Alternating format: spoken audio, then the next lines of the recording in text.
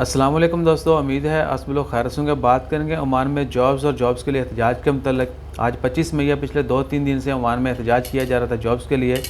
आज हिज़्ब मजलिस सुल्तान हैतम बिन तारिक उन्होंने directive issue किया और मिनिस्ट्री ऑफ लेबर को जो है कहा कि वो विद इन इसी साल यानी 2021 ख़त्म होने से पहले इन तमाम 32,000 लोगों को जॉब्स दें और ये भी कि 12,000 के करीब लोग जो हैं उनको गवर्नमेंट जॉब देगी और बाकी 20,000 के करीब लोगों को प्राइवेट सेक्टर में जो जॉब्स दी जाएंगी।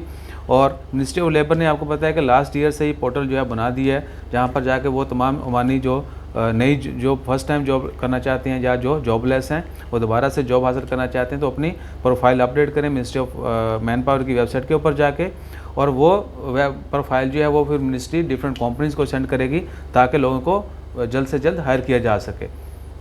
तो इंशाअल्लाह ताला खैर आने वाले दिनों में जो है मज़ीद ओमानियों को डिफरेंट प्राइवेट कंपनीज़ में भी जॉब दी जाएंगी, गवर्नमेंट में भी जॉब्स दी जाएंगी।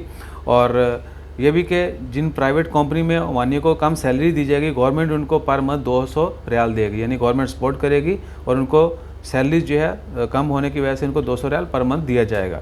और बहुत सारी जॉब्स जो हैं वो टेम्प्रेरी बेसिस होंगी, यानी 2 साल के लिए कम सैलरी के ऊपर काम करना होगा लोगों को, इसलिए गवर्नमेंट उनको सपोर्ट करेगी। ऐसा नहीं है कि परमानेंट जो है वो कम सैलरी पे काम करेंगे, सिर्फ 2 साल का कॉन्ट्रैक्ट होगा कम सैलरी पे काम करने का, उसके बाद इनकी सैलरी बढ़ा दी जाएंगी। सो इंशाअल्लाह ताला खैर दुआ है कि अल्लाह ताला सबकी खैर फरमाए।